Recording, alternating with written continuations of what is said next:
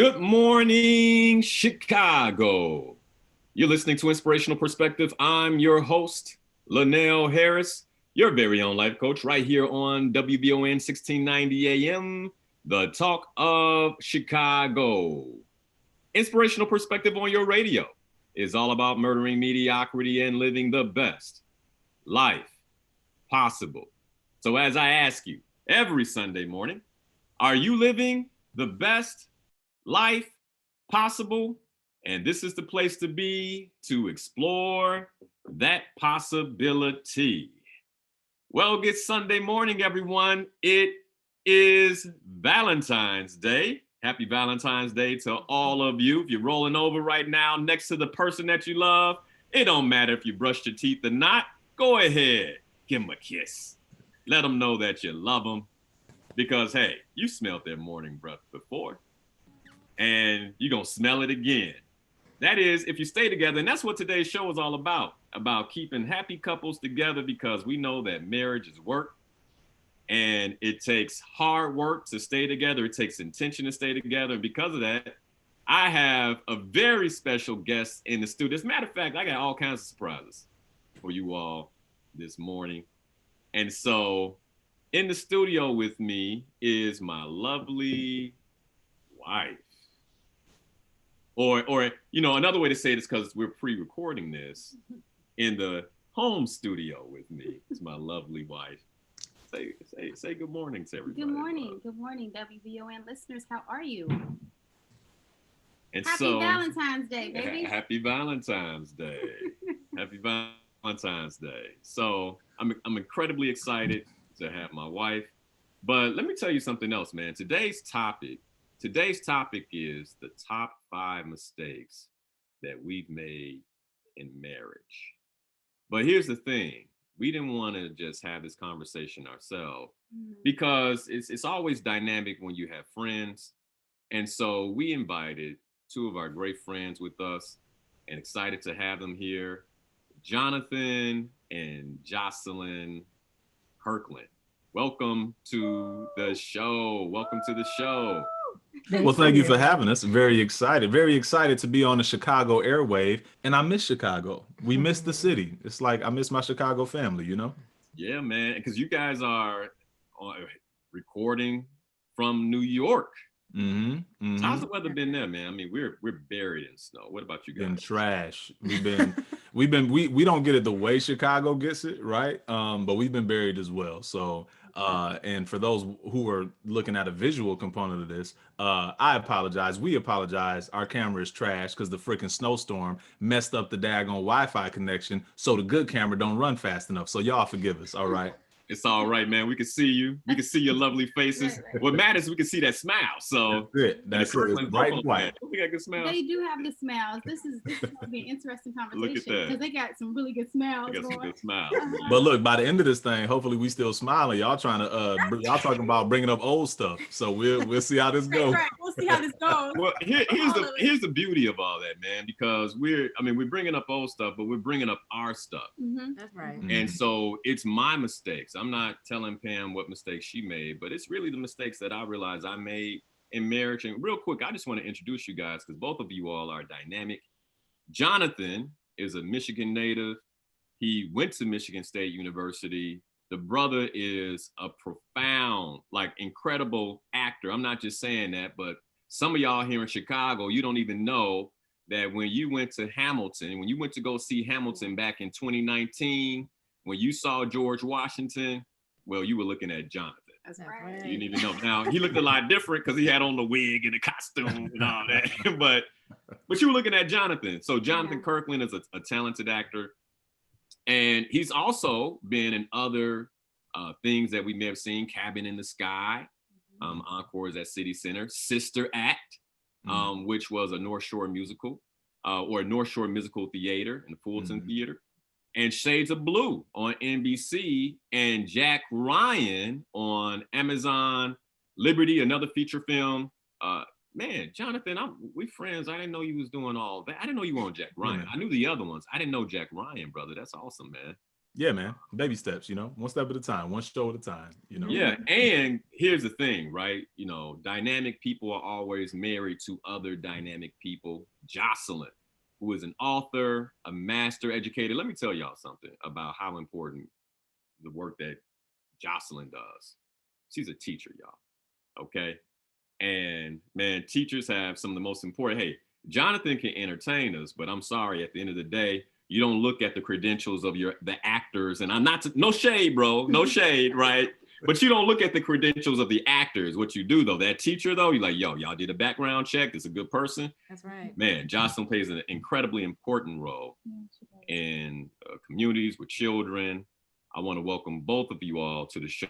Excited to have this conversation. The top 5 mistakes that we've made in marriage. marriage. Who's going first? Now let me say this. The reason, again, I wanted to have this conversation is because it's Valentine's Day. I know it's a man-made holiday. I'm gonna have somebody in the feed saying we don't celebrate that, brother, that man-made holiday, that American holiday. Hey, it don't matter. It's a phenomenal time to just get present to our relationship and to our relationships, and more than anything, what we intend for the relationship. I hear people say, well, you're supposed to do that every day. But I think we all know, and that's one of the things we're going to be talking about, the mistake we make, is that life can come at us really fast, and we're not always doing what we know we should do every day. And Valentine's Day is a phenomenal reminder of why we love the person that we love, and an opportunity for us to show that love to that person. And so I'm excited to have this conversation, because more than anything, one of the things we want us to do is be authentic and just share our own journeys. And so, Jonathan and Jocelyn, we'll start with you guys. How long have you been married? You want to take it or you want me to take it? You better get it right. You better get it right. See, you see how they do? See, 7 years. I'm the one with the better memory, but see how you thinking 8 years in May. 8 years in May, and we'll be together for 14 at the end of this year. It'll be 14 years together. So we've been in the game for a minute. Yeah. Wow, 14 years. 14 years. Yeah, for that. We've only known each other for 7 years, right, babe? No, actually, we've known each other now going on 8 years. It's funny, after the baby, my memory kind of. She always blames the baby. Even before 7, 8 years, it doesn't. What's the difference? What's the difference? You know what I'm saying? That's it. But I do feel like once you pass 7, I mean, come on. Like the next one that matters is 10, right? Like once we pass 7, it's all good. We did it. We're here. Thank you. Thank you. Yeah. So we've been together 8. Yeah, we've been together. And we've been married now in June. It will be 6. Nice. Dope. 6 years. Yeah. Dope. 6 years. I'm excited to dive into this conversation. I am. I really want to hear. So who do you want to kick off first? Who wants to share their mistake first? I'll go for it first, right? I'll jump it off. Okay. I'll jump it off for us. So which one you gonna say? First of all, let's not act like the list is so long, okay? But I will say, I think the biggest mistake I made, and I'm very macro. So for those listening, I tend to be a very macro thinker. I approach things kind of from the top level moving down. The biggest mistake I made was coming into marriage really was my mindset, right? I was indoctrinated, like many of us Americans, under a very patriarchal mindset. So for me, there are a ton of stories I could tell that I'm sure we will get into as it relates to cooking meals and cleaning the house and doing this and doing that. And as my wife was hustling and we had moved to New York, and she's working hard. She was at a school. I won't say the name of the school that she was teaching at. One of the best schools in the city. One of the best schools in the country. You ain't really. Say all that. It was. I'm gonna gas you up. Okay, I'm gonna gas you up. I don't care. Right. One of the best schools in the country. But she was working so hard and going so hard. And I was teaching as well. I moved to the city and I started my New York life as an educator, because as an actor, you do what you got to do to hustle.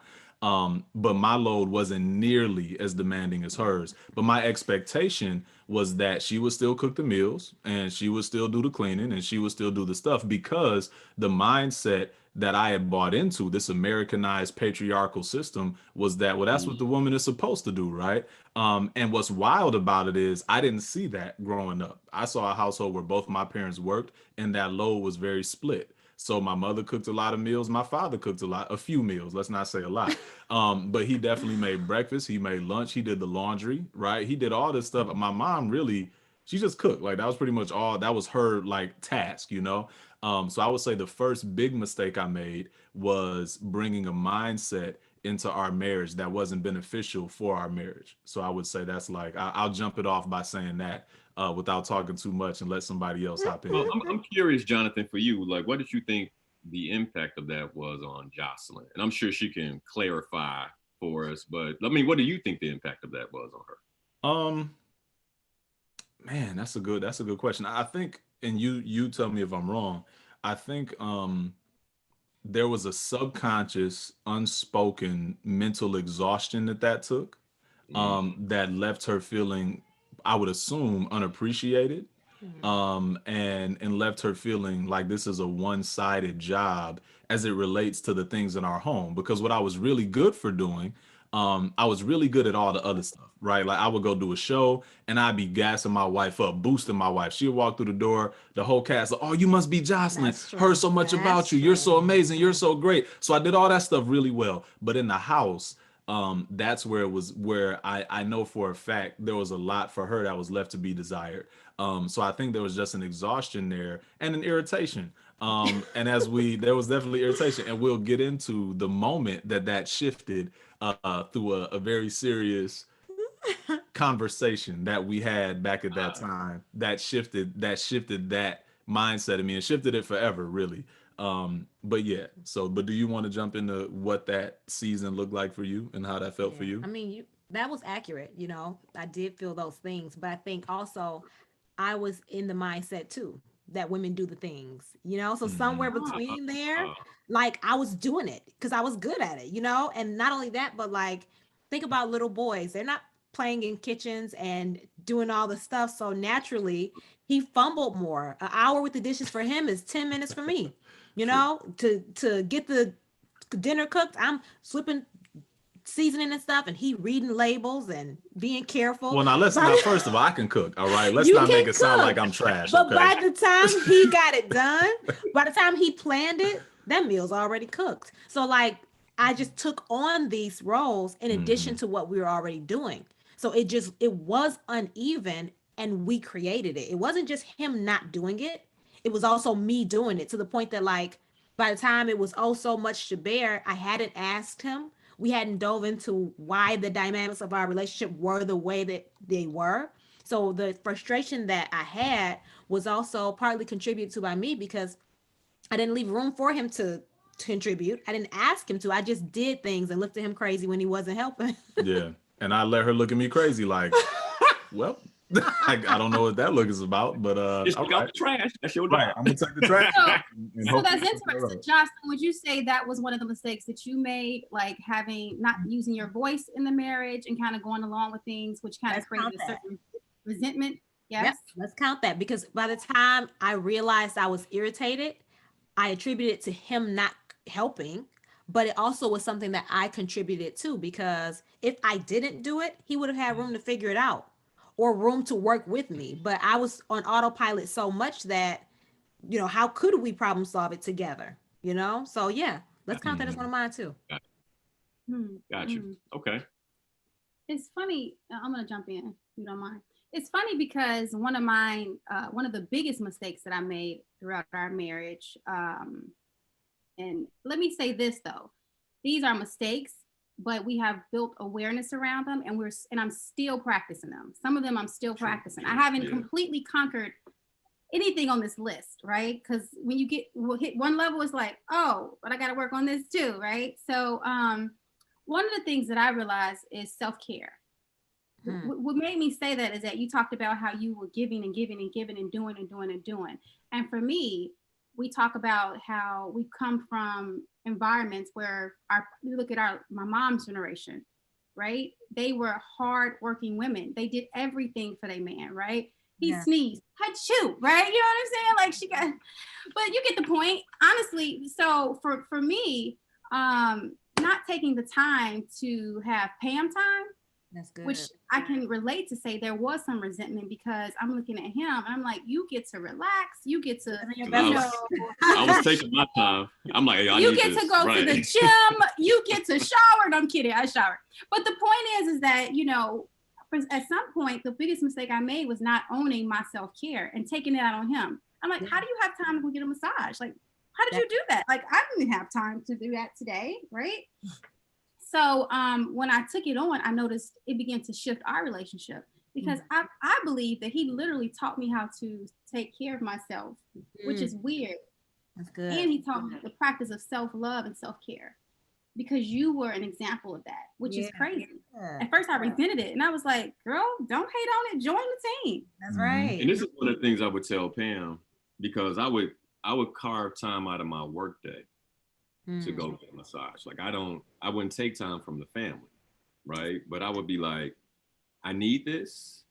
And so that means this work is not going to get done. So she'd be like, how you got time to get a massage? And I'm like, babe, I got to create the time. And I'll be like, you got to take breaks. I don't have time for breaks. But you know, when I get to work, I just work. Like I eat like I'm eating. At first, I would never take breaks. And so by the time I get home, I'm looking at him sideways because he's like, hey, babe, how was your day? I'm like, oh, how was your day? You know? but really what I think we're talking about is the problem of a framework that doesn't suit both parties, right? Because all this is a framework. Like for both of the ladies sitting here to say, well, there was something that I also leaned into because it's kind of a subconscious ism that didn't serve me. And for the two men to say, yeah, and I let it ride, even though I watched it happen and was like, dang, that kind of sucks. Like, but we didn't do it. We all kind of suffered from this framework, this patriarchy, man, that doesn't serve anybody. And I think Michelle Obama in her book talked about it with Barack, where, you know, they would have their kids and he'd be going to the gym, he'd be living his life, and she'd be like, how you going, blah, blah, blah. And then one day she realized, you know what? You take the baby, I'm going to the gym. He's like, oh, okay. And I think for a lot of guys, I think, you know, more good men, I think, tend to be pretty easy going, like, yeah, that's cool. You know what I mean? Because we've had this privilege to kind of live our life and do our thing, you know, and it's not that we don't want our wives to be great. It's that so many, all of us male and female, have lived under the mindset that this is a woman's role, which is ridiculous, that this role that's so minimal, that doesn't speak to the greatness of what women have to offer, that this is your role. That doesn't make any sense, but I think it's something that we all kind of leaned into at one point or another. You know, it's interesting. There's some women out there listening to this right now that don't have a voice in their marriage, that are actually going through, that are resenting their husbands for not using their voice, or their husbands are sitting there allowing them to slave themselves. You know, I was just thinking about, I was like, there's a brother listening right now that's like, we're gonna turn this off, baby. That's right. Keep it rolling. Right. It's sad because I remember we were talking about this, and one day I had, when Legend was little, he like kept, you know how kids they up throughout the whole night, and I was tired. Well, that's actually one of my mistakes. So let me, if you don't mind, I'll jump in here. All right. Because one of the big mistakes that I made, you know, one of the big mistakes that I made in our marriage was basically after Pam had Legend.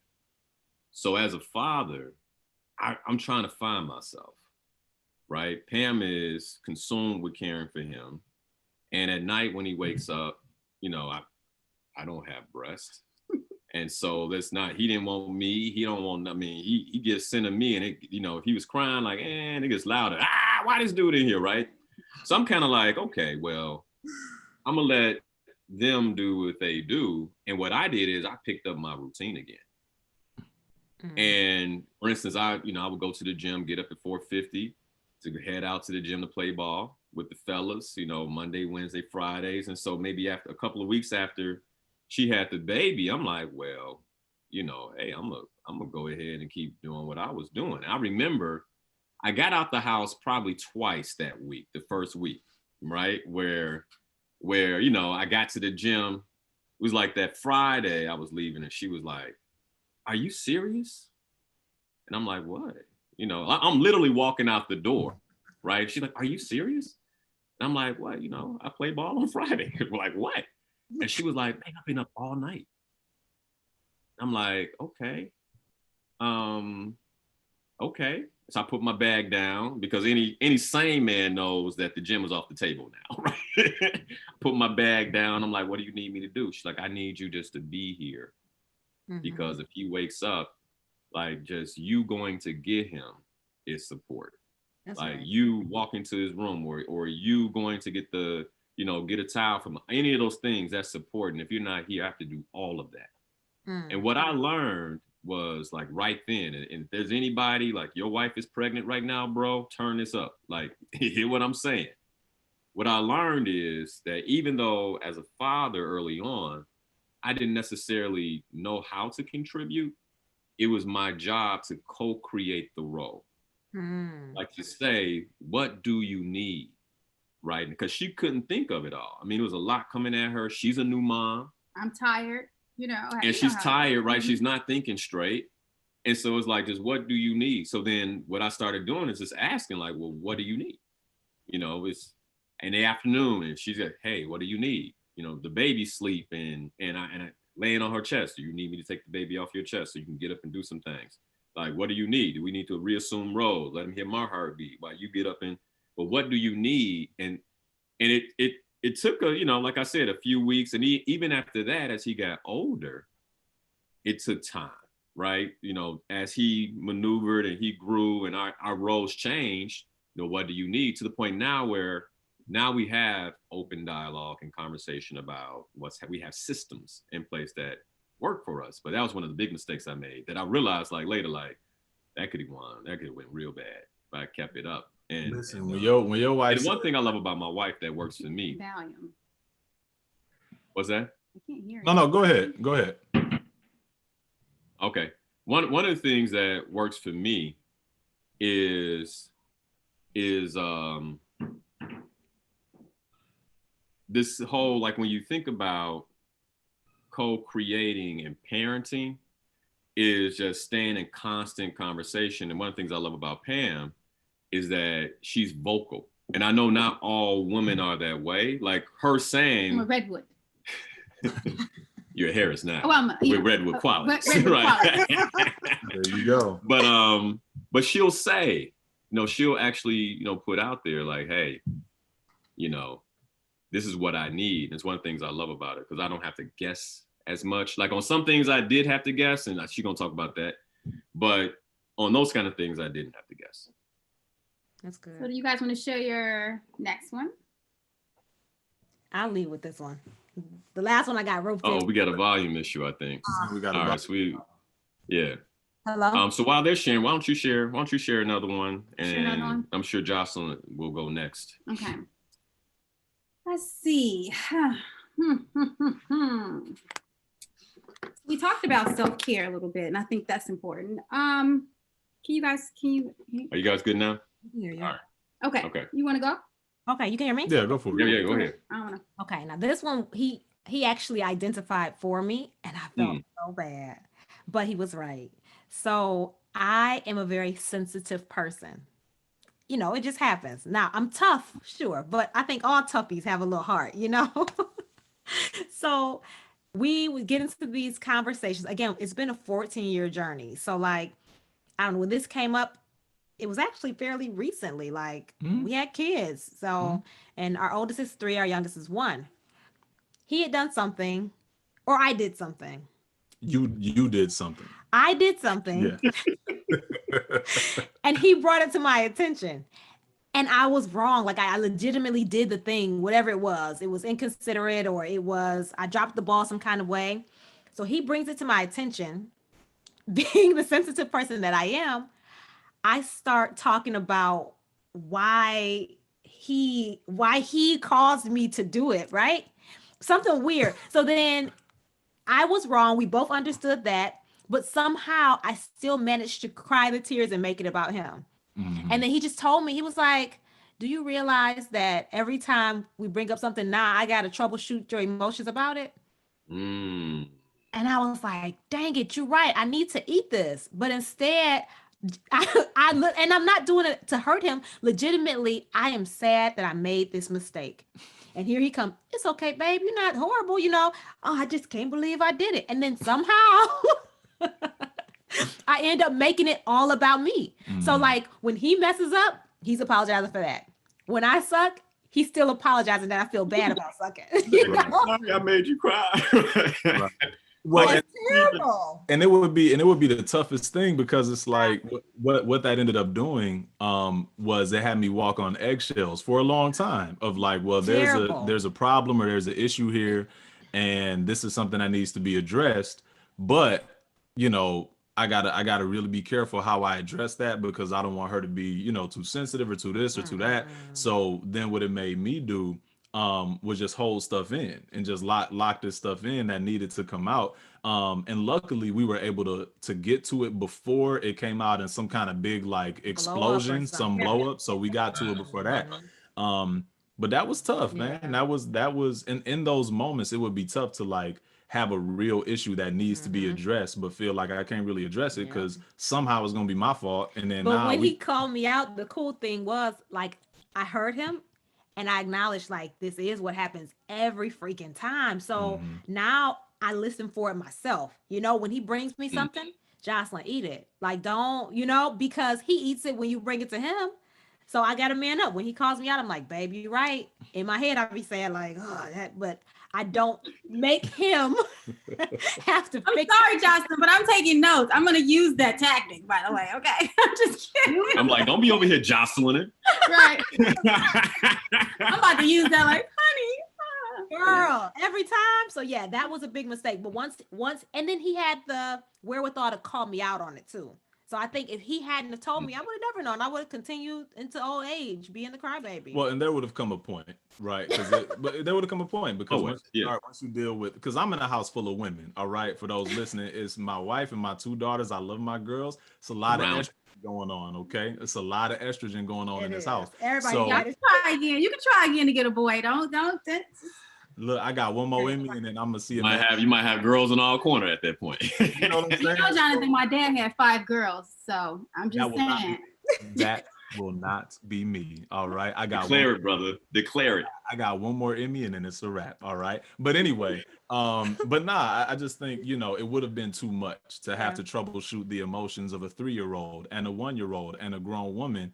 It's like, listen, this is too much. All right, I can't be while managing yourself too. While dealing with my own life. You know what I mean? So I'm glad that we were able to. You know what's funny? What I see here is that it's a trend. Like when we make mistakes, it's almost like it impacts the other person, right? Like every time you say something, you're like, well, this is how it impacts me. And so I just think that's pretty interesting that, you know, you couldn't be vulnerable with her. And that's actually one of my mistakes that I would make with Linal, is being hardcore, because you know I'm a G. You know what I'm saying? That's one. You know, a little soft little G. Soft little G. I'm from the south side of Chicago, and we ain't soft on that side. Okay. Oh boy. Oh boy. No, but seriously, I think it's because I grew up in a household where our emotions were like, okay, get over it. You're gonna, oh well, right? It was a loving household, but our emotions around having emotions to things that happen to you, or if someone offends you, it's like, okay, you know, what's next? So I think one of the mistakes that I made with Linal is probably not being transparent about how I really feel about something. The way I expressed it was through from a place of like, what would you want to say? Anger. Okay. Because I was pissed that I had to share it with him. My emotions, you know, which goes into another mistake, making assumptions and stories about assuming he should know certain things, right? Assuming he should know what I'm thinking, assuming. And it's funny because assumptions and creating stories to me kind of go hand in hand. And I think we all make that mistake in marriage. I'm sure everyone can say, hey, I made that mistake. We all make assumptions and make stories about our spouses, and it's not true. For example, this is a small one. I remember early on when we got married, I would go shopping and I would hide the bags in the house, right? My husband has never said anything to me about shopping. We don't have those issues in our marriage. But because I saw my mom sneak the bags in the house, I assumed my husband was the exact same way. So I'm hiding shoes, I'm hiding clothes. And then one day I'm like, wait a minute, my husband, that's not our life. I think I'm like, why these bags in the closet? She like, oh. I'm like, You don't have to okay, do you that. went shopping. Yeah. Hey, we ain't in that situation. I'm like, you're right. I did go shopping. You good. And I've been free ever since. So now I just bring them on in. Like, come in and show me what you got. Right. Like, hey, here's the fee. When Pam goes shopping, here's what she has to do. She just got to model it. That's all. Like, show me what you got. So I can say that right there, you only wearing with me. Like that right there. That's the Linal and Pam outfit. Now that other one, you can go out with your sisters with that. It's nice, but you can go out with it. But that one right there, this is us two. Yeah. But no, in all seriousness though, if you think about just in our relationship, how a lot of breakdowns that we've had has come from assuming assumptions. Assuming that I thought this or you thought that, or we created stories around what that, and I'll tell them, I'm like, you didn't think that, you couldn't have thought that, right? Right. Can I jump on that real quick for please. my next one? This may be a little lighter, but I think it matters coming off the heels, Pam, of what you're saying. So early on, Jocelyn had an issue with whether or not I would consider her. Right. That was a very, very big deal for us. And it would manifest itself. Lightweight example, right? Going to a movie. But it was big back then. It was huge. It was huge. I disagreed with it. But and here's the beauty of marriage. I still disagree with this mindset, but in the power of communication and learning how to work with one another, I know it works best for her and for our marriage, right? So something as simple as going to a movie, right?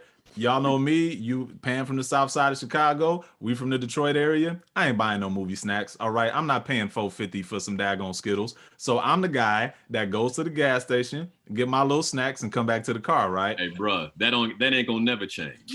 Ever. I don't care. You get snacks at the movie. I don't care. Every now and then, but if we can carry it in, we carry it in. I don't care how many movies I do. I will forever bring snacks to that daggone movie theater, right? But listen, so without fail, we'd be going to the movie, right? I would pull up to the gas station. Every time. She would know what I'm going for. She would know what we had the conversation. Yeah, I'm gonna go in, I'm gonna grab this and grab that, I'm gonna come out, right? Without fail. Every time I came back to that car, she'd be pissed. Hot, right? And it took a long time to get. I'd be like, what is do you want to go back and go home? Like, what's wrong? Why are you so upset? Like, what's wrong with you? She's like, why didn't you ask me if I wanted anything? I'm like, why didn't you say you wanted something? Like, you saw that I was going, you saw we was going there. And Pam bringing up the environment that you're brought up in, right? I have two older brothers, so very competitive, playing sports. We always go at each other. I didn't grow up in a house where it's like, if somebody goes to the store or goes to wherever, they ask who wants something. That ain't what happens in a house full of boys.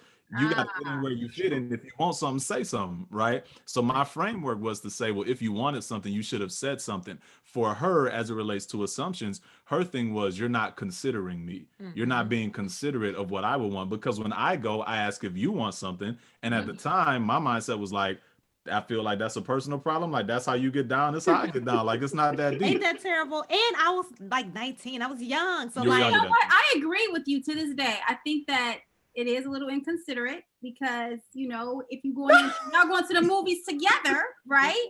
You need to find out if she. But hey, brother, it was me and you both. I mean, it was 3 boys before the girls. I understand. Yeah. But here the thing is, the thing for me was, it's not like you didn't know you're in the car with me. This is like a routine. You know what's happening. So, but the and I wanted popcorn too, so he knew that. She never. That's the thing. It wasn't about the. She never cared. It was about the ask. It was about the consideration, right? And as I learned that, the way that shifted our marriage is that it became so much greater than just a movie snack, right?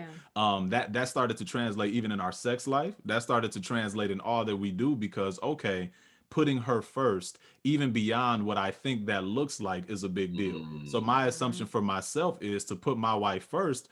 Is when I'm doing a gig and the whole world knows who my wife is, or serving her in this way or serving her in that way. So it's not to say that I got those things wrong. It's to say that I needed to add to it and be more personal and intentional about the personal service that I gave her, those little things that matter and translate. So I would say that was a mistake, if you will, that I made early on that I had to grow out of.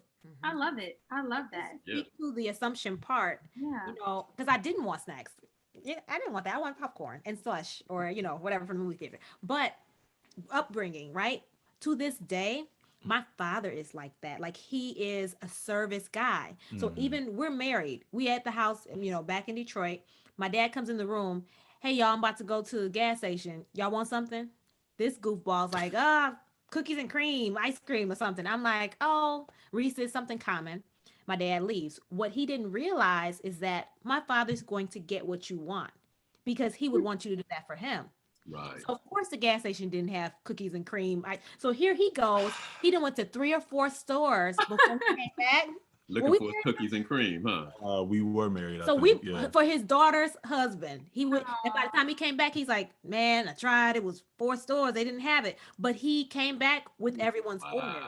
That was the standard. So that's what I do. I go and get the thing. So here I am, oh so in love. This man hops out the car and comes back with goodies. Well, and me having, but here's the thing: me having never seen that, I was just being silly. I was just playing like, give me some ice cream, paha, whatever. People don't do this. That's not. He ain't coming back with y'all stuff. I've never seen that. Especially my stuff. I'm the son-in-law. He ain't coming back with my stuff. Ain't nobody come back with nothing for me. You know what I'm saying? To this day, he will do it. But that's how he is. So bringing what we bring. And that was my assumption that he would know that. Yeah.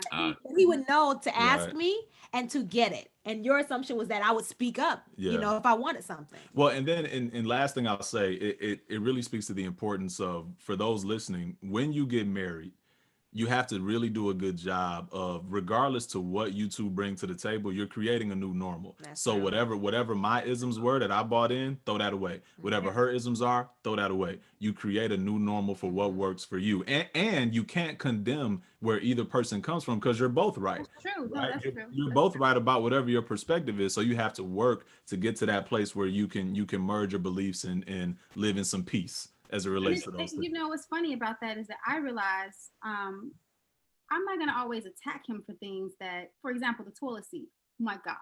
Oh my God. When we first got married. Now I have a little boy in the toilet seat. I'd be like, Father. She outnumbered now. If y'all don't put this toilet, now I just don't even argue about it. Look at Jonathan. He like, I lost that war. Long time ago. Listen, I just, you know what I do? I just put the toilet seat down. Some things are just, at this point in marriage, you just kind of know that I know that my husband, when he eats condiments, he's going to leave them out. He's not going to put the ketchup away. At first I thought it was Mildred. I'm like, Mildred should have taught you better technique. That's his mama. I love you, Mama Mildred. I love you. Anyway, it's a joke, Mama Mildred. I love you. But some things just didn't cross over all the way. And so I don't fuss about him anymore. Why waste the energy? It's so much other stuff that you can like work on versus the toilet seat and like one behind him on certain things. That's real. So yeah. That's real. That's good. So the big mistake I made, this is very early on in our marriage. And I don't know if it was a mistake as much as very early on. Very early on. Okay. Yeah. Because I believe I shifted this after kind of watching your nonverbals and even watching how you related to some of the things. Let me hear what it is before. Let me judge to see if you shifted it. Okay. So one of the mistakes I made was in my language because I had been single so long. I got married at 38. We got married at 38. We had a somewhat of a short courtship. I knew her 8 months when I proposed, and we actually spent more time as fiancés than we did boyfriend and girlfriend. And that was all planning a wedding and doing those things. But then after we got married, she moved into the house we live in now, which is our house. But my wiring, my language was my house, my car, my this, my that. And I could, over time I began to notice how it rubbed her. And I'm like, And then she would like, don't let us get into like a little bit of a disagreement. She'd be like, that's okay, because it is your stuff. And I'm like, but no, baby, no. Right. So yeah, that little right. I knew. Right. Pam was petty. I knew Pam was petty. I'm petty. You already know I'm petty. She got a petty side, right? Of course. I'm like, and so I'm like, no, but I had to really like get underneath, like these are our things. Like I'm in this with you for life. And everything that I built for my wife. And so it is ours. But I just had to really notice, like, man, language is so powerful. And even, I mean, I would say, I don't mean it. I don't mean it. But I'm like, okay, I have to get to a point where my language is really in many ways lining up with my heart. And because that matters. If I'm saying that, that like words are everything, right? And it was just it's a big mistake. And it's funny now because, Legend, being a 3-year-old, is working through learning how to share. So it's, he'll tell us that this is my house. Yes, he does. We'd be like, no, wait a second. It's our house, right? No, Daddy, it's my house. And I'm like, you got lots to learn, brother. But we got to get that fixed before you get married. I love it. Yeah, man. So that was one of my big ones early on, that I had to working out my language and shifting my language. So we got about 10 minutes before we got to go to the break. Okay. But I'm curious, who would like to share? I think we are about what, 2? Has everybody shared 2 mistakes? Yeah. I think everybody gave. I don't know, Pam, did you give 2? I've been sharing them. I talked about being vulnerable. Okay. I talked about self-care. Yeah, she got 2. All right, so let's go. Yeah, this is good. I mean, we had number 3. We're doing good with time. And then over the break, we're gonna cover some of the questions we got from Facebook, or some of the mistakes we got from Facebook, and chat some of those up with the Facebook audience. And so if you're not watching this on Facebook, it's a live premiere on the Coach Linal Harris page. You can also catch it on my page. More than likely, you can catch it on all of our pages because they'll share it. Yeah. But you can definitely catch the questions, or we're going through the other mistakes that couples have made in the comments that they share with us. And there's some good ones, by the way, some really good ones. So maybe let's go into number 3. Well, before we go into number 3, because I got a good one for number 3, and I think it might go over 10 minutes.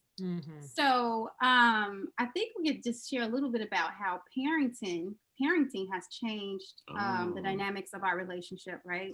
And, can you guys share a little bit now that you have 2 children? You all have 2, yes. 3 and 1. Linal and I. We got to take tips. So let me just say, this is a morning Christian show, right? What's a morning show? No, okay, great. It is radio. It is radio. Don't get too graphic, but I can say our time is pressed. Yeah. So the frilly things and the time that we had before, we do not have. So even our sex life, it looks a lot different. Yeah. So we'll hook them up with some popcorn TV show. Come on, let's do it. And Joyce Hill will come knock on the door. Hey guys, it's locked. What you doing? Let me in. We like, baby, I'm mid-climb. You're gonna have to hold it. Right. Well, and I would say, okay. So time. So you guys are saying the time is like time is crunch. The time quality time. Yeah, there is no quality. What is that even? I can't spell that no more. Well, is it also because you live in New York and your family's not there? And we're in a pandemic. I mean, let's be clear, because I think quality time has suffered for couples in this pandemic.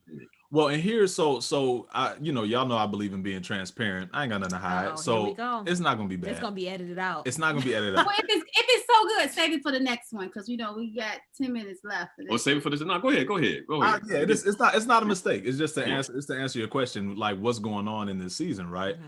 The thing that's been really interesting with my industry being virtually shut down, right? There is no Broadway, TV and film is on and off. Like some projects are going and they get pulled, and then you book another project, then that gets pulled. So I've essentially become like stay-at-home dad, right? Mm-hmm. Which was never part of the plan. That was never in my like mindset of what could happen in my life. You know what I mean? Mm-hmm. And it's not that I was ever quote unquote against being a stay-at-home father. It was never something I conceived of for myself, right? So the biggest challenge that John has personally faced is, and also my wife is shining right now. I'm talking about her book is about to drop. There's so much that I'm telling y'all. Tell us about the book. Make sure you tell us about the book. I'm gonna make sure it's a good one. Listen, there's so much that she's killing the game right now. So I'm kind of taking a more supportive role, if you will, in this season, in the pandemic and this and that. But what it's thrust me into is like full-time 7 a.m. to 8 p.m. dad life, right? Mm-hmm. Like with 2 little kids, 2 girls. And as Jocelyn said earlier, boy, we don't grow up playing with dolls. We don't grow up playing house. We don't do that. And, to raise young women, I think the pressure that is on a man is that I'm the first example that my girls will ever see of what they should expect from a man, how a man behaves, how a man treats them, a man's kindness, this, that, and the third. So when I have a human moment where I'm exhausted, I'm tired, I'm irritated, I'm going through whatever I'm going through, I can't blow up the way I would want to, because these are my girls, and it can't become a standard for either of my daughters to say, well, sometimes men just get mad, but if they apologize, it's cool. Absolutely. Right. Say that again, Jonathan. Say that one more time, because I know somebody's listening that needs to hear that. Absolutely not. Absolutely not. So the Yeah. challenge that it is on me is that I have to have so much patience with everything, with myself, with my wife, with my girls. Patience. I gotta find it in places I didn't even know it exists. Oh, there it go. Got some, right? Like, you just gotta find it, So the challenge in this pandemic is that we're not with our family. So there isn't a lot of backup to help out. And because my wife is killing it, as a husband, I believe a part of a husband's job as a servant is to make sure your wife shines, right? And to give her the support that she needs to serve your wife the same way I expect her and that she has served me. Right. And in her season of killing it, it's my job to support her in that. So I've turned like our youngest Jada, she'll pop up, she start crawling to me. I'd be like, come on, bro. I ain't even got no boobs, dog. I don't even have them, bro. Come on, bro. I love it. I think it's hilarious. So it's hilarious. But the challenge has been that we're still in, Pam. You said earlier, sometimes you're still in it and figuring it out. We're figuring out how to best troubleshoot this thing for what it looks like. Because again, Jocelyn's construct coming into our marriage was stay at home mom and be with the kids and do this and do that. And we both kind of, fell into that thing. And now that life has taken a 180, it's been a challenge to figure out that rhythm. You know what I mean? Yeah.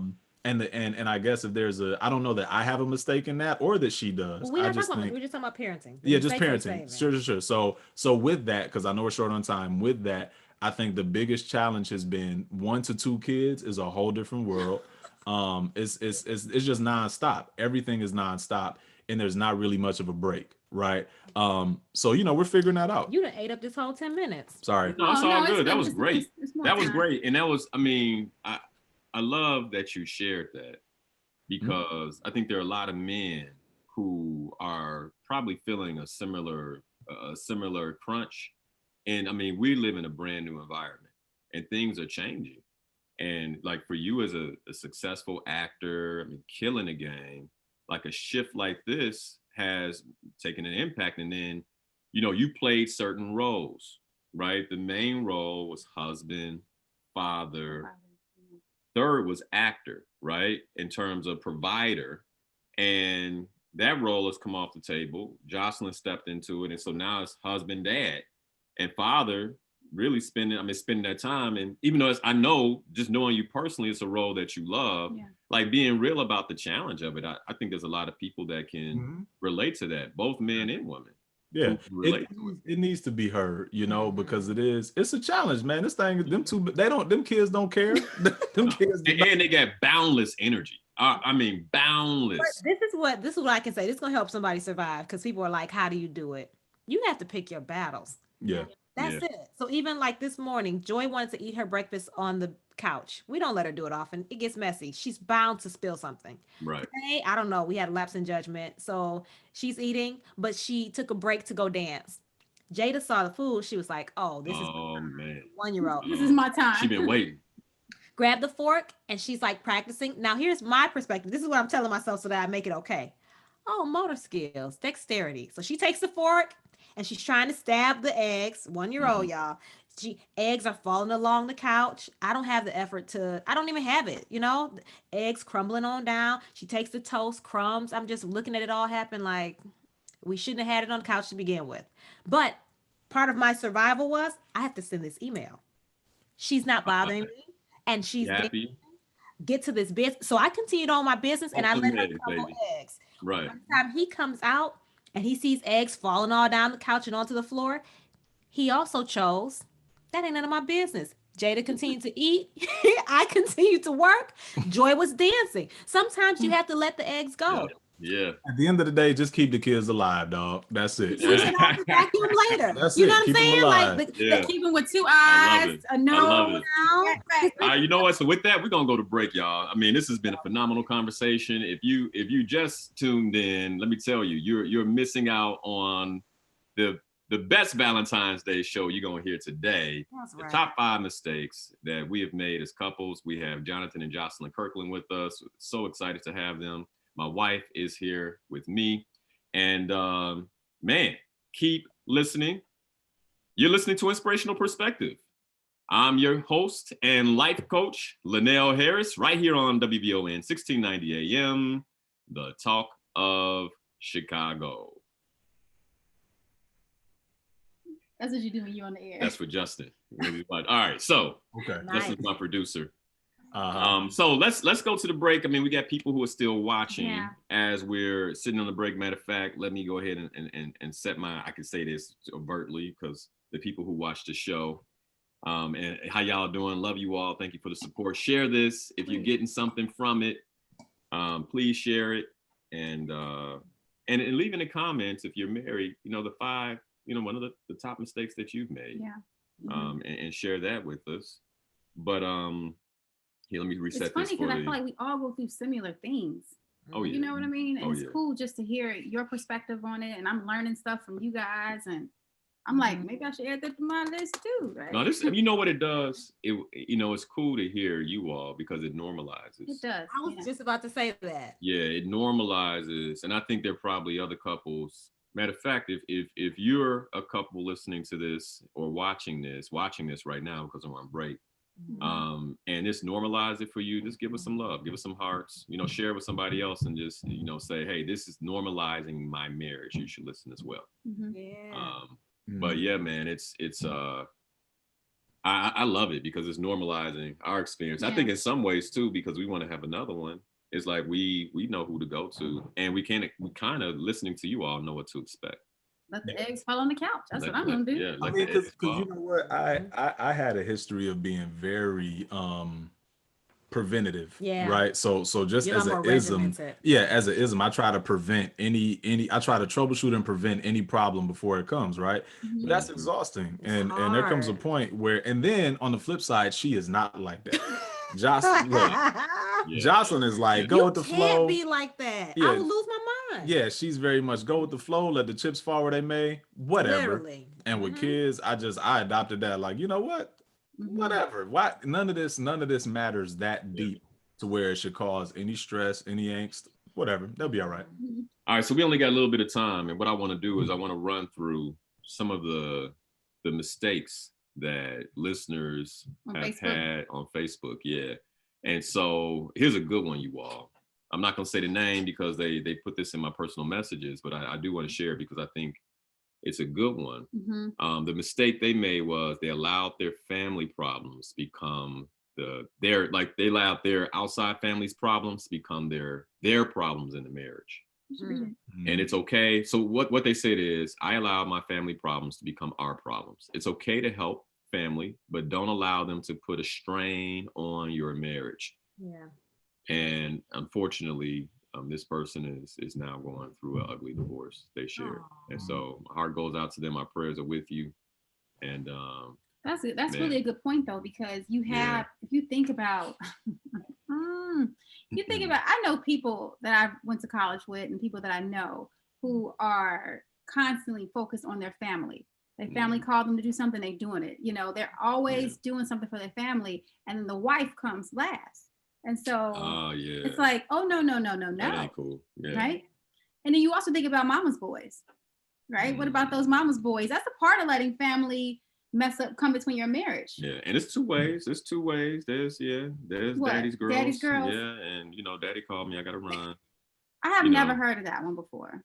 I mean, it's out there. You're not that, but I'm sure it's True. out. He gonna try to slide that in like that's a thing. I'm just trying to keep it even. I've never heard of that before. It can happen on both sides. I've never heard that. Right. Ain't nobody hopping to their daddy like that. Right. Y'all both know y'all heard that, but how y'all gonna I've sit here never and heard cap that like before. this? Now here's the thing. This man here, we already heard that Jada's crawling to him first. What makes when she get married, she won't be like, my daddy need this. Exactly. Now I won't make that happen. Yeah. I won't. Exactly. That's my whole point. But Most men don't let that happen though. Most fathers will be like, look, your husband. Yeah, they know the deal. All right, here's another one, you all. I've been married 18 years in June. For me, it's twofold: not taking time for my husband and not taking time to focus on myself. Dang. For that one next. Yeah. As a parent and a wife, I got caught in the day-to-day and forgot that the love for my husband and myself had to have a place in my day. We need quality time with each other and ourselves was my biggest lesson. That's a good one. That's a good one. That's a good one. He said 5 years and 30 days. Close enough. Yep. You're not 5. Hey, 5 years. Oh, he said 5 years in 30 days. Yeah, that means okay. Okay. Now this is Attorney Fenton. And what he said is learning to speak from my heart and not my head, speaking at and not to my wife. I'm 50% better, still a ways to go. So, very, very open and honest. I think there. we're all still working on this. Yeah. But I like that, like learning to speak from my heart. I think I'll say this as a man. I think if there's something that Pam does that hurts me, like I think initially I'm trying to rationalize it. Right. You hurt? Right. Yeah, baby. You can hurt my feelings. Absolutely You can hurt not. my feelings. And I think that's one of the big things about marriage. I was just having a conversation with a client and they want to get married. I'm like, hey, like married, that's the person you love the most and who hurts you the most out of anybody. And I ain't talking about, infidelity or any of that. It's just misunderstandings and those things can hurt you. What was that? Vulnerability. Just vulnerability, right? Yeah, being completely vulnerable. Yeah. So, all right, we got another one here. This is from a colleague and a coach, Bob. Trying to fix problems and not listening to simply understand. That's profound.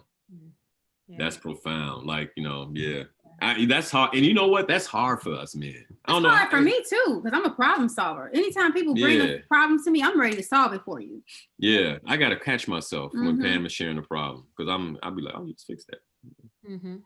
X, Y, and Z. Yeah. Or same thing with you. Sometimes you just want to tell me. You don't want me to try to fix it for you. You know what I'm saying? And I said, I'm like, nah, I mean, like, just hear me out. Let me finish. Right. This is what happened. Right. Do you guys experience that at all? My biggest one, we had been dating for 5 years. Again, we started in college, so we were young. We knew marriage was on the horizon, but I also didn't have any control about that. As a person in recovery, it was an awkward situation because I'm waiting for you. I'm waiting and I have no control over this. So I had this moment where I just had to get it off my chest because I also couldn't tell anyone else. Because everybody's waiting, everybody around us, they've been together less time and they were getting married. I'm the 27 dresses bridesmaid. So I had this one night and I was like, hey, I don't want you to say anything. I'm not saying this for a response. I just need to tell you. And it's like, I love you. If I claim that I want to spend the rest of my life with you, I'm not just going to leave because you're not proposing fast enough, which means that I could be here right now for a day. Or hell, I could be here 5 more years. Like, I don't know what's going on. And that thought is not comforting to me. I'm crying while I'm saying it. He's sitting there looking dumb, just watching me. I'm getting it off my chest. What I didn't know was that he had a ring in his pocket. He was proposing that weekend. That's why he was just sitting there like you don't even realize I'm about to bless your life. I'm like, I got you, baby. I got you. Go ahead, cry. Go ahead. I'm crying it out. So just share. But what I did was I told him beforehand, I don't need you to say anything. Just let me get this off my chest. And so that's what he did. Well, I let her just say what she had to say. Let it ride because it was coming. I'm like, we get on a plane in 2 days, going home. Your life is about to change. It's all right. But as it relates to being a fixer, even to start the conversation, say, don't say nothing, just let me. You know what I mean? Like that's trying to control. Let me control the situation so it can work best in my favor, right? And that's something if you really want a successful marriage, just in terms of the way you commune with one another for each to be happy, it can't just be one-sided. It never can. It doesn't work that way, Nice. So here's another one. This is good. This is from Chantel Greer. Real estate agent extraordinaire. What's up, Chantel? She just celebrated her birthday. Happy belated birthday. Yeah. So lesson number 1, don't discuss your business with others. It's between you, God, and a good therapist. Does that count? Because we're kind of talking about our business right now. But you know what? I think it's a little different because we're talking about mistakes that we made, that we distinguish that we made, and we're also talking about our personal mistakes. So I mean, a little different. Lesson 2, always date your spouse and find new ways to light your fire. I love that one too. And lesson 3, be able to have uncomfortable conversations about what you need out of the marriage. Hey, now. Listen, Every let me time. tell you, whenever we counsel a couple, the first thing we say, marriage is a series of very long, hard conversations. That's what it is. It's hard to be vulnerable, open up, and talk about whatever you got to talk about. But if you want this thing to succeed and to live in peace and happiness, you got to talk about it. You got to throw it out there. You gonna hurt feelings, and it's not. But as long as you remember that the heart's intention is pure from your spouse, keep that in mind first, and you should be all right. That the intention isn't to hurt you. This is how I legit feel, right? And vice versa. And then you come to that conclusion, you know? Perfect. All right. So we're gonna come back from break in a minute. We're gonna give it 60 seconds. Give my man Justin a chance to play the theme song, and then we'll be right back. I'm gonna use the bathroom. It is what? Hmm? It's 60 seconds. Oh, go. Go. Okay, Oh, go. okay.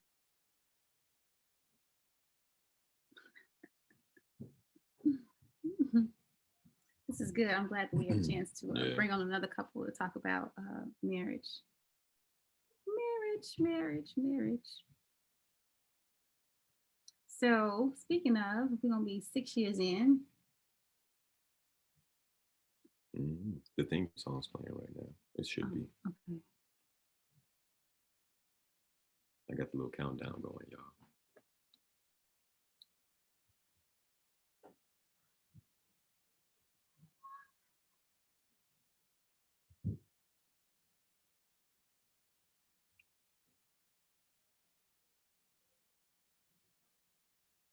And we're back. You're listening to Inspirational Perspective. I'm your host, Linal Harris, right here on WBON 1690 AM, the talk of Chicago. Man, I'm excited once again to be in the studio, the home studio, with my lovely wife and Jocelyn and Jonathan Kirkland. And let me tell you, man, we've been having a phenomenal conversation. We've been talking the 5 big mistakes, the 5 top mistakes that we personally made in our marriage. Yeah. And if you missed the first half of the show, let me tell you something. If you're married, or even if you plan on being married, you want to be in a relationship, you don't want to miss the mistakes that we called out. So please, by all means, go to my Facebook page, Coach Linal Harris on Facebook, and you can go ahead, check out the first hour of the show. We got some more mistakes coming up for you guys in terms of mistakes that we made. I know my 5th one is a big one, you all, a big one for me. Ooh, can't wait. My God, I'm so excited. And, you say the best for last. Yeah, huh? you always got to say the best for last. But more than anything, we just wanted to use Valentine's Day as an opportunity to share our love collectively, but to also honor relationship, and to support and help anyone that is in relationship or looking to be in relationship, with just sharing vulnerably and openly our own experiences. And so I just want to welcome Jonathan and Jocelyn back to the show. Welcome back, you all. And thanks again for being here.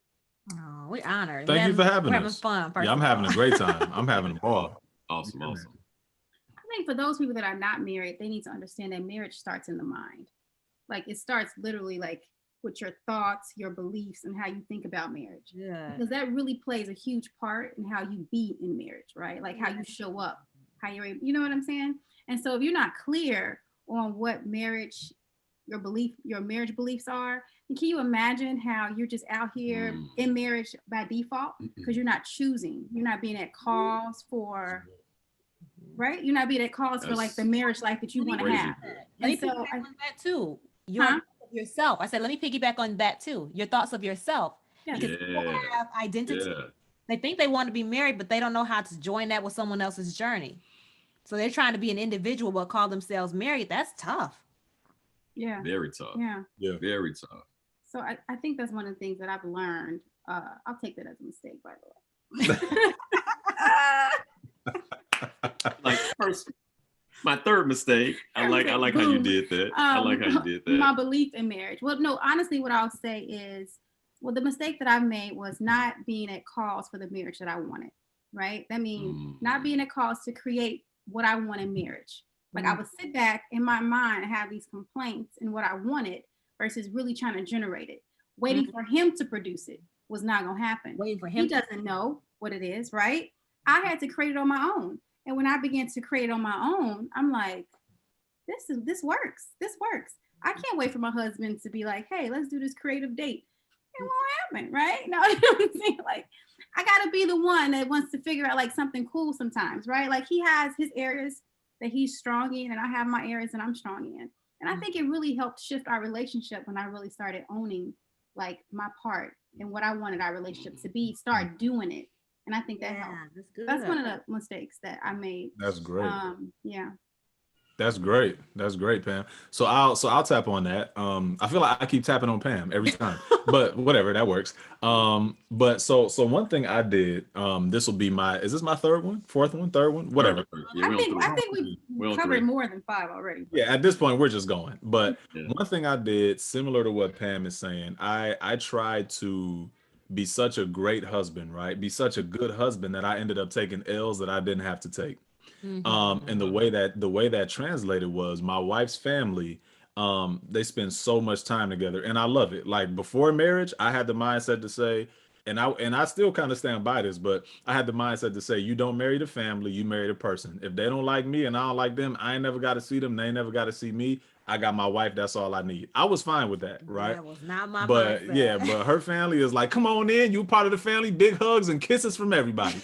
So, and I love it, right? I love my family. I love, even for me to say my family is a big deal for me, right? Yeah. With that said, I'm proud of you. they would spend so much time that my thought was, okay, well, I have to be here because if I'm not, she's gonna be sad, right? She wants me here. But there are things that I want to do too, because I got a life too. Now I got my homeboys and my homegirls when we go home to Detroit, that I want to hang out with and kick it with and see. And at the time, because we were so young when we got married, everybody was starting to build their lives, right? Everybody was starting to, such and such might move to St. Louis real soon, and such is going to bust a move to California, and so and so. So I knew, we only have a finite amount of time to get these memories and these moments, and I want to experience that, but I got to be here with the family, right? Watching TV, doing nothing, right? So I started to build a resentment. Which was to say, well, you get to do whatever you want, but I can't do nothing. You know what I mean? But that was not her fault. That was all my fault, because I wasn't honest to say, well, what I want to do right now is go be with my people. I want to go kick it with such and such and so and so. And she wouldn't necessarily had a problem with that. Now in some of the situations, I do think she would give a little pushback. But what I didn't do was just be 100 and just keep it honest. Like I would say, yeah, so, so-and-so and them is going to head out to whatever. And, I'm thinking about going that way. She's like, oh, but I thought we was going to stay here and do this. So at that moment, I feel like, all right, well, I got to be good husband. So I just stay here and do nothing. You know what I'm saying? Yeah. Right. Yeah. Just be honest and say, no, I'm going to go ahead and bust this move. And that's okay. Right. So a mistake I made was not communicating about what I was actually experiencing, because I was trying to be whatever I thought, as Pam mentioned, it starts in the mind, whatever I thought this great husband is supposed to be, right? So that was a mistake I made early on, and it did cause a little resentment, in a lot of different ways, because my family also didn't spend time at that time the way her family did, right? So that caused a big kind of stir within us that we had to figure out. But we did figure it out. That's a good one, man. That's a good one. I mean, very similar for me. One of the things I wrote down is not saying what I wanted. And just kind of, again, I think one of the biggest, I'm noticing, like you all are saying it, Pam has said it, but I think sometimes we have these unspoken expectations, and we want our spouse to just know. Figure it out. Yep. Yeah, like, we want them to just, kind of walk in one day and be like, you know what I'm gonna do for you? And you like, oh, wow, thank you. You know what I mean? It's like, but I haven't communicated that. Yeah. I haven't communicated what it is that I want from you. And I had to learn that early on. I think part of it too, on a personal level for me, and this is to, as someone who got married a little later in life and had previous relationships, I had to realize that some of my expectations were set by relationships I had before marriage. Like, this is what a woman will do.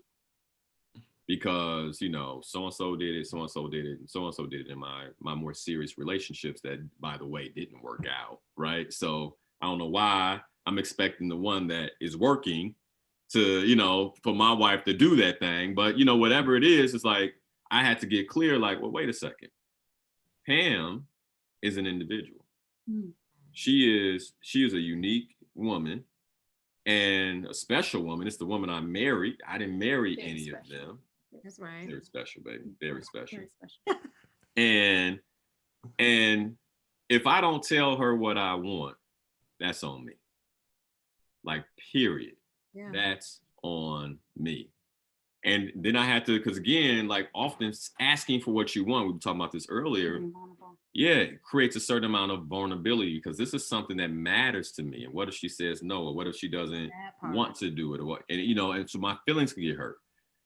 Again, like being willing to be vulnerable and actually put it out there, babe. Look, this is important to me. I really want you to do this. And saying it. And even now, right, you know, going into 6 years of marriage, holding myself accountable to saying what I want. Like when a new want comes up, like having that conversation with my wife and not putting it off. And then again, it's interesting because we're kind of in this zone of like what causes resentment in our relationships. Mm-hmm. And what I'm noticing as a trend is like things that are not communicated. Yeah. And it's avoidance. Like we avoid having uncommunicated expectations. I love that. Cause resentment. That's true. And it's almost like, I don't know what this thing about expectations is, where you like the other person's supposed to know, like well, we got ESP. But yeah. I think the expectation tip is a part of this kind of idolization and this romanticism that we have with marriage, right? When you the media feeds us. Yeah, you can watch movies, the commercials, you see all this stuff. So we build a subconscious belief that when I get married, you're supposed to just know. Well, it's the buy-in to the performance, right? Like, I don't know if y'all plan performances, but like I remember when we first got married, I would, before we would go somewhere, make sure you open my door, you know, or do it like this, And then when we're not in the performance, go on, I got my door, hurry up, go get my door. You know what I'm saying? Like, no, that's real. That's like real marriage talk. Yeah, especially when you have children too. It's like, why are you coming over here? Get the baby. Get the baby. Like, you know, all that. Yeah. So, but especially like in that beginning part where you know everyone is looking or whatever, it's like, okay, do it this way. And we're both down for it. He had things too, like, don't do it this way, do it that way. But then behind the scenes, get away, don't do that. You know, you over here trying to get the door. So I think part of not communicating it is that you're expecting it to happen because the performance aspect that most people put on, it looks so seamless. Hey, and here's the thing. There are a lot of people who aren't married who are watching. They don't know, like, we've been in this. Right. Yes, right. So at this point, you could be like, you know, babe, don't forget to get my door. Right. Right. And she's saying that because Legend's in the back and she knows I'll walk around and get Legend first because you didn't school me so many times. Like, get your son. Right. But now we pulling up and people outside, like, get my door. Oh, yeah, you right. Right. So, right. To go around, get the door. And then she opens up Legend's door and she gets the baby. You know, we all walk in. It's orchestrated. Listen, and then all these people watching. That's such a perfect couple. Right. Yeah. It's orchestrated. Yeah. Because, you know, going to the mall, it ain't like that. Like, why you get my door? Get it. Right. So it's orchestrated. And so then a young person watching this is like, I want what Linal and Pam has, I want what Jonathan and Jocelyn has. And then when that doesn't happen, they think that whatever something's wrong. Yeah, now this is good because there are women who will turn away a guy because the guy who's for me would know to open my door. He would know to serve me. Look at what Jonathan does. Look at what the Harrises have. Like, they look at what the good men do. They're opening the doors. They're so attentive. This man forgot my door. He clearly isn't the one, and walk away from a good thing, thinking that he wasn't enough because he wasn't doing the performance aspect that we have worked so hard to build. All that over a door. Right. And the same door that bro was like, yo, man, I was so nervous. I forgot to open her door. That part. That's it. Right. Like, and then, you know, you done left this guy because you didn't get the performance or the your expectations weren't met. And it's like, wait. This one, I'm sorry, I jumped this one in too. The people who are teaching you what to look for. If he don't open your door, then he ain't the one. So you Garbage. got people's voices in your Garbage. ear about what you should be Yeah. receiving. This man is sitting up praying for you before you got there. He's serving you. He's planning for you. He's enhancing your vision, pouring into your life. He's nervous about the freaking date and forgot the door. And because they said that the man that's for you would open doors, you're thinking about not considering him. Well, and the thing that I want people watching to keep in mind, watching and listening to keep in mind is that what both of these married couples sitting here talking about is a journey, right? Yeah. This is all a journey where she has taught me and I have taught her how to Truth. best serve me. That's and right. vice versa for Pamela Nell, right? So this thing is a journey. So wherever you are day one, hopefully and ideally that's not where you'll be when you 5 years in, 7 years in, 10 years in, because you learn each other. So Yeah. there is no, so whatever y'all, whoever's listening, man, take all the mistakes that we're talking about and try not to make them, right? Consider your wife, have the conversations, open the doors, Be like vulnerable. be Be vulnerable. vulnerable, yeah. Say And what I'm gonna you- tell you that the young lady on that date be like, I would prefer if you open my door. Because then because he like, what? Man, please, I ain't doing that. Now okay, yeah, you might want to drop it. He's like, Check, I'm please. so sorry, I meant to do it. That's right. Yeah, Right. so you kind of know. That's okay. That's And that's good. okay. Yeah. Yeah. All right, let's get to the next one. All right, so you got the next one. Was you Did you're you next guys- with Jocelyn? did you wanna I go, think it's on Jocelyn? Jocelyn. Okay, go, Jocelyn. Okay, look, I'm gonna do like Linal. I'm gonna save the good one for last. Oh, Right. This one, I didn't adjust to marriage in my day-to-day life. So I wasn't thinking about my routines and how the us of it. I was Yeah. living life. I was being me. So I would get up, go to work, trying to do a good job. I'm staying after a little bit to set up for the next day, blah, blah, blah, blah. At the end of the day, I grab my phone. I call my girlfriend, call my mama. We're catching up. And so I would talk on the phone in the car on the way home. I would enter into the house on the phone. We kick in. Da, da, da, da. Hey. Yeah, so yeah, and I'm on the phone the whole time, and I'm doing like I did before our lives joined, before we were living together, before he was a part of my day like that, So after so long of it going on, after he let I got done with my conversation, but he brought it to my attention, like, when you come in the house, like, get out the phone. Now, I know that for some people that may sound controlling or alarming, like he gonna control my conversations, but it occurred to me, like, we have a day to debrief. We live together. I could be on the phone for hours. Y'all know I can go, da, da, da, da, da. But my husband wasn't getting me. I was on the phone. So once he said that, I had to start being mindful of it, but also figure out how to incorporate that, because I couldn't just robotically do it. That was too obedient. I didn't want to do that. So I would take it into consideration. But once I noticed it, it was like, dang, Joss, in your phone calls, you know what I'm saying? Plan to be able to greet your husband when you come in the house. Well, and here's what that meant for me, right? Because people listen, I don't want people to get the wrong idea that this is like some controlling thing. For me, one of those primary love languages is quality time, right? That's something that I value, right? And on top of that, I'm one of the people who's fortunate, I'm sure Linal will say the same. I'm fortunate enough to have married my best friend, right?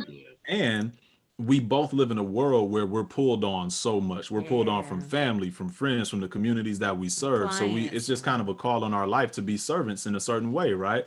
So because of that, for me, my desire was, well, low key, I just miss you and I just want to spend time with you. But but here's the thing though, but it was even deeper than that. Like her ism at the time, and early in our marriage, was we could be having a serious conversation, something deep. I done took the risk. I'm not proud of this. I'm being vulnerable. Here we go. I'm about to be vulnerable. I'm gonna do it.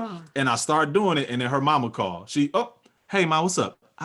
And I'd be like, oh, what is that? You know what I'm saying? And so after that happened, now, boy, no fingers on this. so after that happened so much, Yeah. I had to address it. Like, listen, man, either for me, I would like to be the number one priority in your life because you are my number one priority. So I don't care if my mama call, if my daddy call, if my agent calls. I don't care who calls. If I'm talking to my wife, I'm talking to my wife, and I'll get to everybody else later. And I would like that to be reciprocated. And now, I wasn't. and here's the thing. And my thing was like, now, if you don't want to get down like that, that's cool, but that's gonna look a lot different in what this whole setup looks like, because that's what I desire, right? So in it, I just want people to understand it wasn't a matter of like control as much as it was my belief is that your spouse has to come first, period. And when I felt like I wasn't coming first, I took issue with that, and I'm fine saying that. But You know, it was in the building of it, you know. Pam said, "Woo!" It was in the building of what we expected. So it wasn't even on my radar, but I did know when he brought it up. Oh, you do that for me. You know, no phone will ever ring and take your attention from me, especially when I'm pouring out my heart. But let my phone ring. It was an automatic thing. I'm answering. I'm checking the text. I'm looking to it. So even I don't even know if we realized it, but to this day, my phone is always on silent.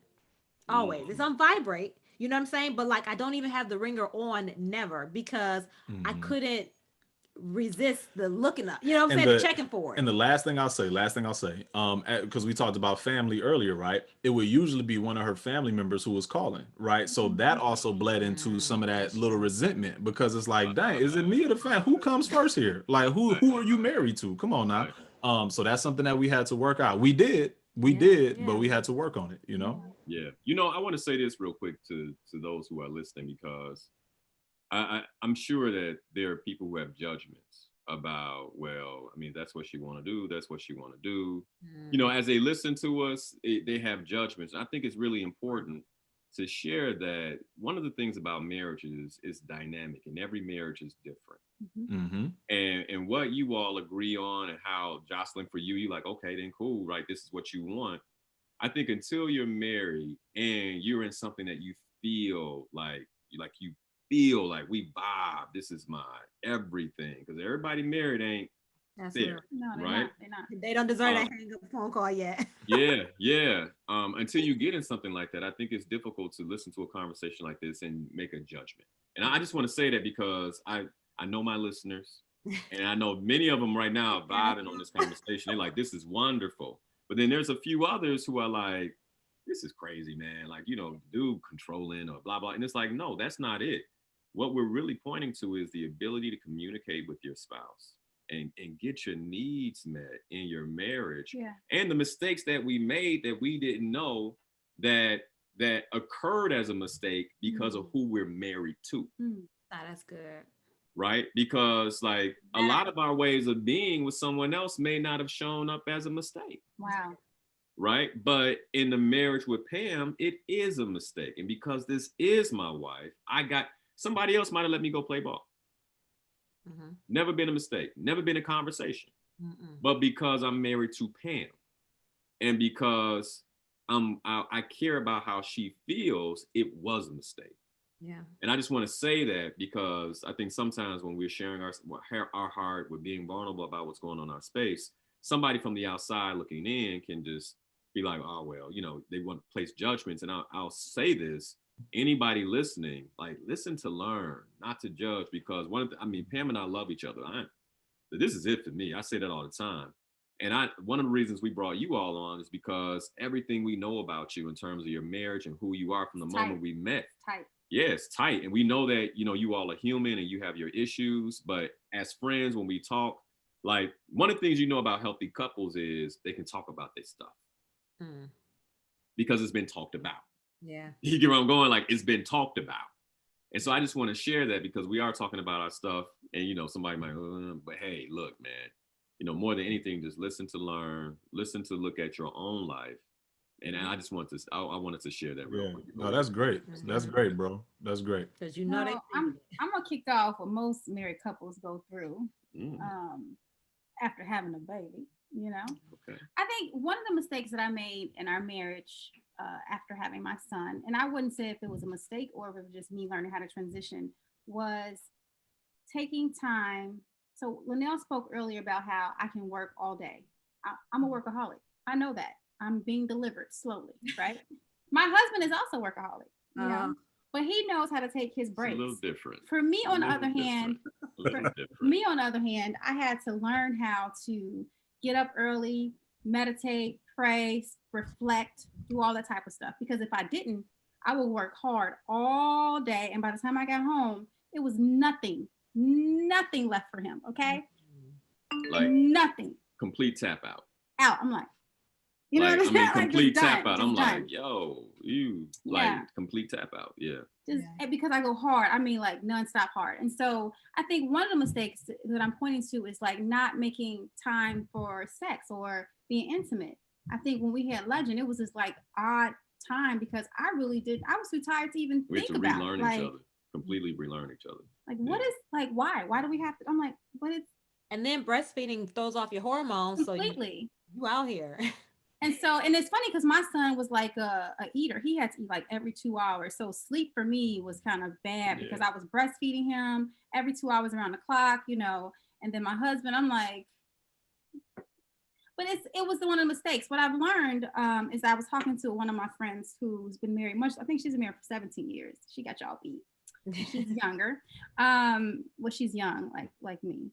And she told me, she said, you know, your husband is like your baby. In the middle of the night, if your baby cries, you got to go feed your baby.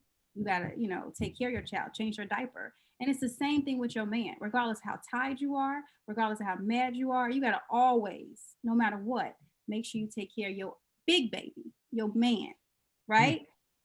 And so for me, that was like, I said, even when you mad, she said, even when you mad, I was like, now that's, God going to work on that one with me because when I'm mad, I want to be mad. I want to stay mad. I want to be like mad. I just want to be like, you know? So that's one of the mistakes for me was learning how to like, even if I'm mad, respect my man and be like, all right, this is for the team because this is what he desires.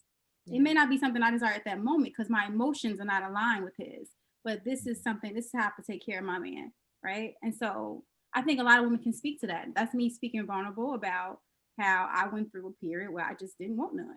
Okay. Yeah, no, that's right. And you know, I'll say this too, because we grown folks, married folks talking marriage, and so marriage becomes sex, and I had to learn like as she was coming through that, then it's like, you want to do it, and I'm like, mad, nobody want to, right? Like that. You still. But then I had to, don't nobody, right? Yeah, like. That we don't do it like booty. I want no charity booty. All right. Yeah, right. So you not, I'll be all right. But here's one of the things I had to learn about that. Like, you know, so my pride. Don't let him fool you. He'll take charity booty. Don't let him I ain't there the week, okay? Y'all like, man, I'll take that charity and booty. Here's what I learned. That's where I was going. Here's what I learned. Okay. Talking bad so Jonathan, you like check this out. Here's what I learned.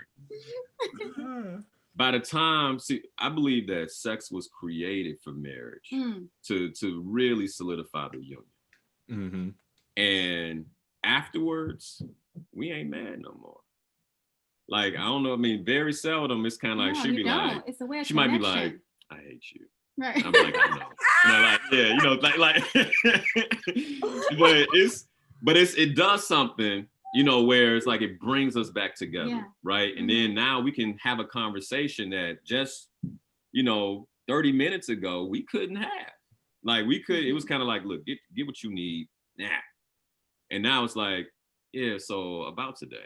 It's kind of, you know, and it's like, and it just breaks you down, right? Yeah, it breaks you down to be in connection. And connection. Yeah. It's something I just think it's one of the gifts God gave us that if we learn how to use it properly, it can be a really phenomenal vehicle and tool to stay connected as married folks. You know, one of the things at the time I would go get coaching on it with my coach. And one of the things she had me do was to write a letter to myself to sex and then have sex respond to me, right? So I wrote a letter to sex. Ooh, I didn't know about this one. I wrote a letter to sex and then I responded as sex. And what I got from that was so powerful because it was like, I felt like sex was telling me, I am your oasis. I'm here for you. You relate to me as work, but it's not that at all. Like my job is to make you feel better, release your stress, to connect with your man. And I'm like, this is work. I got a baby, you know. It's like, accept the gift that God gave us. Sex is a gift and it's a beautiful gift. Okay. Mm-hmm. I enjoy it, but I was so stuck with the work part of being a mother and an entrepreneur that by the time I forgot what was important, which is this house right here, me and him. Mm-hmm. That's good. So, and let me finish because I think Jocelyn has something. That this is a good segue. Good segue. This is a great segue because Jocelyn is working on something phenomenal right now. So tell us about it. Yes. Tell us about it. So I've written a book. The title of it is Complexities of Ecstasy. And basically, the gist of it is to debunk the taboo nature of conversations about sex. So there are different lifestyles, different walks, different types of women. It is geared toward women, but anybody can read the book, of course. But I found that conversations about about sex are just shadowed with so much mess. Yeah. And we don't even actually talk about it. So like while we're talking as married couples and we're talking about, after the baby or just our thoughts toward it, even y'all with the sympathy booty or whatever, it's like there are Y'all should try it. Y'all should try it. Oh, it's been tried, bro. You already know.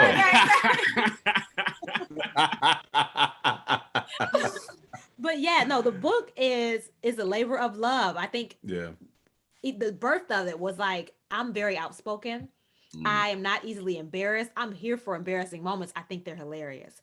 But when it came to sex, I wasn't even talking about it, So like I had certain things that I was curious about, certain things you can't just Google, you know what I'm saying? Because it's not gonna be there. I know there's like the porn demonstration, but that's all cooked up. There's the lights, there's the directing, there are all these pleasure enhancing elements that are projected. And also I'm married to an actor. I know the performance element of, so just conversations about sex in general, where do you go to get it? So I wrote this book as a tool to give people the language and even make their mindset more aware and more apparent to the fact that they can have permission to talk about sex. And I'm gonna tap on that a little bit. Here's what I think it does. As someone who read it objectively, right? Like my thing was like, as the support, as the husband, I'm gonna read this thing and give you my 100% honest take. First draft, honest take. Second draft, fire. And here's what it does. Here's what I think it provides.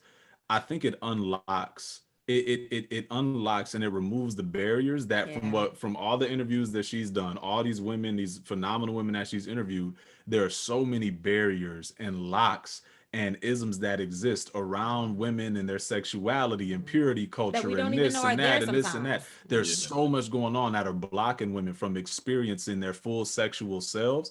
And objectively, right? I know I'm the husband, so everybody, he can't be objective. I'm an actor. I can be very objective. Objectively, I just think it does a great job of removing so much of the things that should not exist as it relates to a woman's sex life, her sexuality, and ultimately receiving the pleasure that she deserves, right? And the reason I think it's so important, man, is because can I go there? How far can I go? Let me ask. Bring it. Okay. As long as I mean, it's radio, but all right. All right. Here we got mature people listening, and let me say something else about this. I've gotten letters from listeners who have children, and they've actually thanked me for having conversations like this because it opens a door for them to have a conversation with their child or their children about, hey, this is a reality of life, and this is something that married people do, and so go ahead, bro. Yeah. So as we're researching, as Jocelyn's doing her research and all that, we come across statistics, right? And when we hit the stat of the amount of women who are not experiencing a regular orgasm, who are not experiencing that thing blew my mind, right? But I didn't think it was real. I'm like, these are studies. I trusted, but whatever. Once she started interviewing people, and once so many women are like, I've never had an orgasm. I've been active since I was 16, 17, 15, 13, whatever. It's never happened. It's never happened. I'm like, dog, this is a. And is that part of what the book is about? Yes. It's not. Well, go let ahead. me tell. I'm sorry. I'm excited. I'm excited. Yeah. Go ahead. And I know you and Pam been talking, but It's a huge portion of it. But I think even prior to that ecstasy part, the complexities of why we don't have the conversation, how we engage with thoughts about sex, how we are groomed, how we are, in our communities, just how we're built to think about sex. Like you think about any man, for example, what he wants from his woman and what he expects from his daughter. Look different. Looks completely. The sexy vixen you're going after is not the lady you're grooming your baby to be. So what happens? A completely different conversation. Like, So she's getting that from daddy, but learning from the streets to go out here and do what? And not only that, but like if she keeps up if she upholds the standard that daddy created, how does that translate in her sex life and her adulthood? What if he's absent? If he didn't give her the daddy's little girl, how does that free her? What does that do for her psyche? And especially as a woman of faith, I have certain morals and values that other women may not. But let's be clear, we're talking about marriage here. 50% of marriages end in divorce in the church and outside of the church. That's Yeah. right. And yet the statistics for sex are the same, both inside and Yeah. outside of the church. Wow. Yeah. So Yeah. that is the premise. And one of the top 3 reasons for divorce is sex. You know what Yeah. I think is very powerful is that you interviewed hundreds of, over 100 women, asking them, and a lot of these women have not had climaxes, right? They haven't had orgasms, which is insane. But you have like done the work, and you help women get to that level. Yeah. Come on now, like seriously, I think it's so powerful that you can coach women and help them do this, right? And that women all over the world suffer from this issue, and they never can experience having that beautiful experience. And it's just like, get the help you need. That's right. So now that that's out there, like the book's not ready yet. Is it? It's like still. It's available for pre-sale on my website, but it is not yet. How do they get to the website, and how do women contact you? Because I already know they like, Linal, if you don't ask her that, I'm going. Listen, I've already sent her some of my friends. I mean, like seriously. Yeah. So how do they find you? Yes, on my website, jocelynmkirkland.com. So there, and you can book me for, one-on-one sessions, or even a continuous session where we kind of go through all of what's inside of you to experience your best self. Mm-hmm. And then also you can buy my book pre-sale, and then once it drops, for real, it'll be there and on Amazon. Awesome.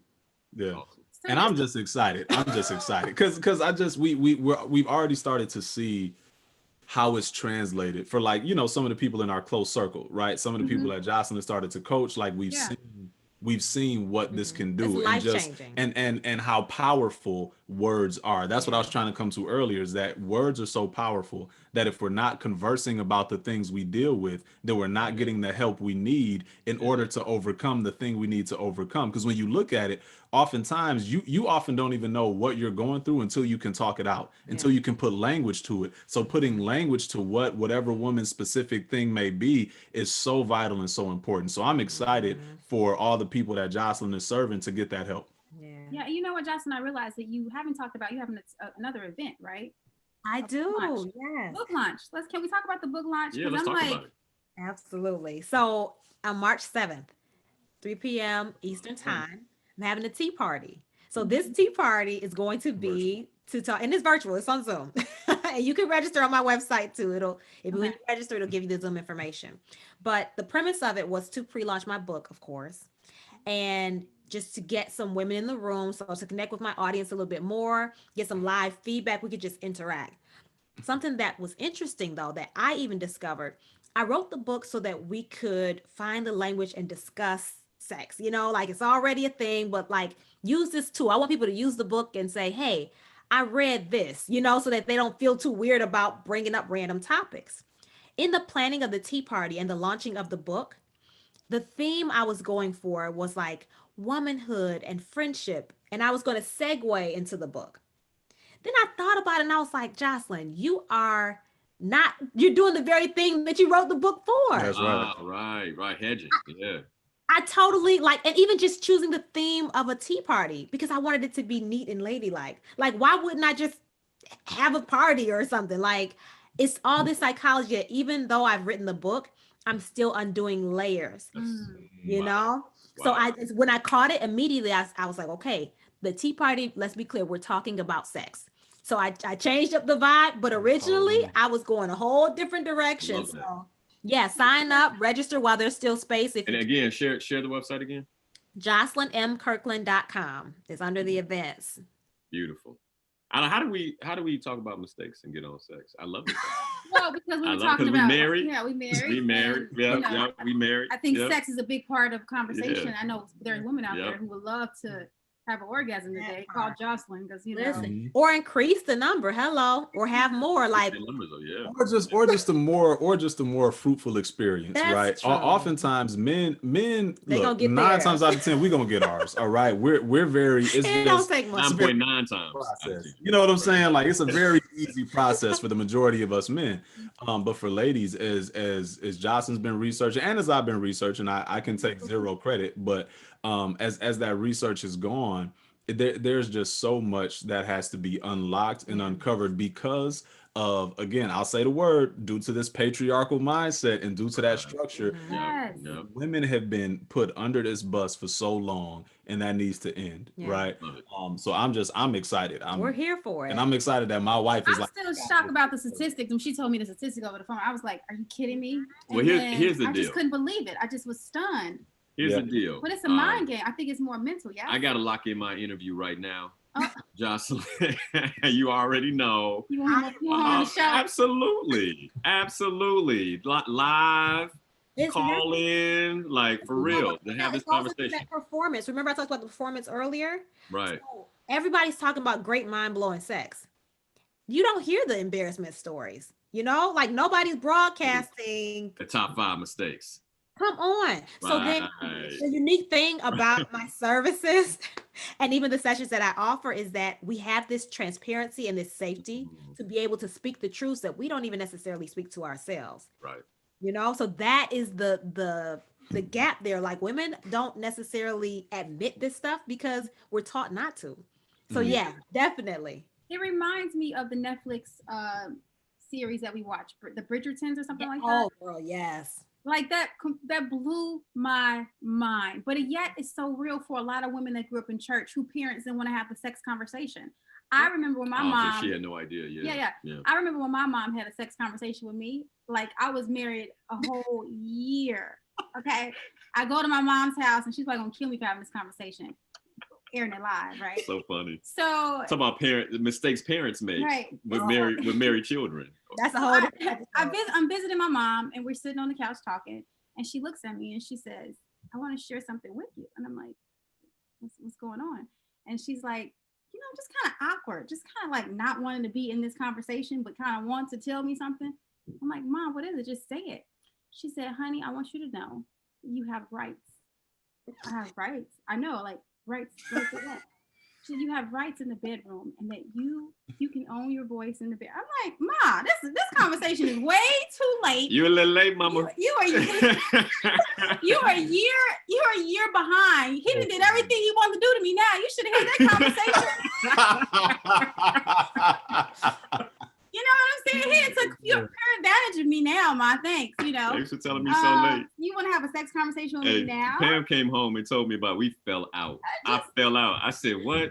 She just not having that?" Oh my God. But that just goes to show, Johnson, that the book, the coaching, and the advice that you're giving people is much needed in our community. Because if you think about the Netflix series with the Bridgerton, how she had no clue about sex, they shield her from sex, and they gave the husband an opportunity to just kind of control the situation because she was clueless. She was green. Yeah. How many women are out here that don't know their bodies, that don't know about sex, and they're just green? They think they're having a good time, but they can really have an amazing time if they just got proper coaching. But Pam, that's the whole hook. Yeah. You think you know, right? Until you put some language to that thing, and there's just so much to be unlocked and uncovered. So much. Absolutely. Yeah. Absolutely. So go ahead, Jocelyn. I am so proud of you, girl. I'm so proud of you. And for the listeners, just know that the book launches March 7th. It's in pre-sale. You can go to her website, jocelynmkirkland.com. Right. And when the book launches and I have a chance to read it, maybe Pam and I'll read it together. Maybe we'll have you all back. Straight interview on the book. Nice. This is a little straight interview on the book. It needs to be a conversation that people have. My purpose is to help people live the best life possible. And you are not living your best life if you're not having orgasms. All right. Okay? Period. You're just not. But all right? So you're going to be back on the show. Coming for them for sure. Because a lot of people have just settled, they've given up. Yep. Yeah. All right, you all, we have less than 10 minutes left. Oh, wow. It goes fast. It goes fast. Okay. So big mistakes. I mean, maybe we can go, fairly quickly and just kind of talk about the big mistakes. Well, y'all was all saving your big ones for last. So for y'all who was saving them, y'all go ahead and let them out. Let Linal do, or I can do my. I'll go. The big mistake that I made, here's the thing. I didn't even know I was making it until I read a book by David Dita, The Way of the Superior Man. When I read the book, one of the things he talks about is being man in your relationship and not giving way to feminine energy in certain areas, like, right? So it's good for us to be able to have our full range of energy, you know, masculine energy, feminine energy. There's times where I have to have feminine energy in my marriage, right? In order to, like, maybe sitting and listening and be like, what else, baby? Like, you know, you get where I'm going? Like, Yeah. to bring that to my wife when it's necessary. But there are other times where man has to show up. Mm. And it's my job to bring that masculine energy to the marriage, be man with my wife. Let me give you an example. Maybe Pam is in her feelings about something. And there's two ways this thing can go. Either one, I'm in my feelings because she's in her feelings, and so I follow her feminine energy. Or two, I'm like, I walk up behind her and she's saying this, and I'm like, give me a hug. She's like, I don't want to. Like, woman, give me a hug. You're gonna hug your husband. And like, really, it's not about her pushing away. She's pushing away. I don't want, like, I'm not feeling you right now. And it's like, no, come here. Because what happens in that embrace, like when she gets that masculine energy, is something shifts. Like, oh. Right? Like something shifts. And a lot of men, especially, you know, men who've been raised by a single woman, or, you know, like don't have a father in the home, or maybe their father hasn't had the opportunity. They didn't see their father display masculine energy, right? They don't know. They saw father, you know, oh, you mad? Okay, well, forget you then. But like, and that's feminine energy. Like I'm taking my wife's energy and I'm going back and forth with her. That's feminine energy. No, you know what? It's okay if you're upset. I just want you to know I love you. And I love you no matter how you feel, no matter what you say right now. As a matter of fact, I'm gonna come over there and hug you. And the power that has, right? Because of the polarity of the feminine and masculine, it's something that when I learned that, oh man, it changed everything. And it was one of the biggest mistakes I was making in my marriage, where Pam would bring her energy and I'm like, either one, quiet in my feelings, like, well, I feel wrong right now, or two, I'm gonna go back and forth, which I don't do often. So more for me, it was being quiet in my feelings. And it's like, no, we're not having an evening like that. And as a man, I can dictate that and be like, no, I get that you know, okay, I made a mistake, but I love you, and you know I love you, and so we're gonna make this right and bring it to her. Isn't that nice? I love that about him. Beautiful. That's great. I want to read that book too. I'm curious about. The Way of the Superior Man by David Dieter. Phenomenal book. Nice. All right, who's So I'll get my little heavy hitter. Last. Well, you know what? Johnson, Well, you lady in the house want to do it. Who got the next big? That was my biggest one. I did my last one. My last one was sex. So I shared my big one at the beginning. Okay, I cool. fell into patriarchy. So like, you just went boom. Here's the big one. So I've always wanted, let me just preface it by saying this. I've always wanted to be married. My parents, I think they've been married right now 38 years. His parents have been married for 50. So we came from, you know what I'm saying? We have aunts and uncles. We've seen it. So it was always a goal of mine. I wanted to be a teacher. I want to be a wife. I want to be a mommy. Like, I had these things. So the mistake that I made, this even stings saying it, and I know your listeners are going to relate, or, you know, eyebrows raised with it. We already talked about no judgment, so they can't judge you. No. Yeah, I'm so nervous. Go ahead. Somewhere along the line, I had decided to be me and just his wife. I decided that unconsciously, but, you know, I'm successful. I got 2 degrees. I got, you know, actually 3 degrees. I'm a cosmetologist. I have all these accomplishments under my belt. I'm secure with who I am, but he's also soaring. So to be next to this dynamic man is more than enough for us. It wasn't until really kicking off my book writing and authorship journey where I went ahead and took time to pour into this project. This is a whole different relationship where I'm digging into research, my psyche, my experiences, the people that I've been interacted with, and poured myself into this, which means I'm taking time from me. I'm taking time from him. I'm taking time from my kids. So to be able to do this, I was like, wow, Jocelyn, you really decided not to kill it. You really were not about to take this journey aggressively, because I decided that what I had was more than enough. It wasn't until I'm in this thing, I wake up 5 a.m. because the kids are sleeping and he's asleep too. I don't have any disruption. And I'm ticket on the computer. Wasn't until like, and then, I teach virtually as well. So the kids pop up at 8, we get it going. John will bring in breakfast, and he'll serve me. And it's like, oh, this is okay. I'm spending a lot, but it is worthwhile. And actually, I'm really about to divert and do something that I wasn't planning on doing before. Yeah. And I'm gonna just touch on that for 2 seconds really fast. I think what really even jumped that off, we had some people very close to us who are much older in their marriages. Some women say, I gave all I had to my husband, I gave all I had to my kids, and I didn't do anything for me. And in that moment, I don't know if she decided, if I decided, or if we decided, well, what that's not gonna be is our story. That's not gonna be my wife's story. So however you gotta shine, you're gonna shine. Yeah. Yeah. Beautiful, man. I think that's a phenomenal way to end the show. Happy Valentine's Day to you all. Happy Valentine's Day to y'all. Man, yeah. We love you guys. Thank you for coming on to the show. Appreciate you so much. And I just want to acknowledge you all for being willing to share openly and vulnerably the mistakes that we've made, for ultimately for the enhancement of someone else's or other people's relationships. Thank you, baby, for being here with me and sharing your mistakes as well. I love you. Happy Valentine's Day. Happy Valentine's Day. And to the listeners, happy Valentine's Day. Thank you all for the continued support. And once again, man, this is what it's about. And I believe ultimately this is how we rebuild our community. Strong relationships, strong marriages that our children can see. So that becomes part of the legacy as well. So important. Thank you guys once again. Again, if you guys want to check out Jocelyn mkirkland.com, Jonathan Kirkland, you can catch him on Facebook, I'm sure Instagram, Clubhouse. And yeah, we got to go.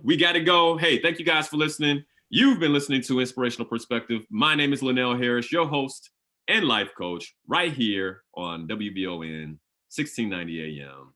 God bless you guys. Have a phenomenal Sunday. Bye. Thank you guys for listening.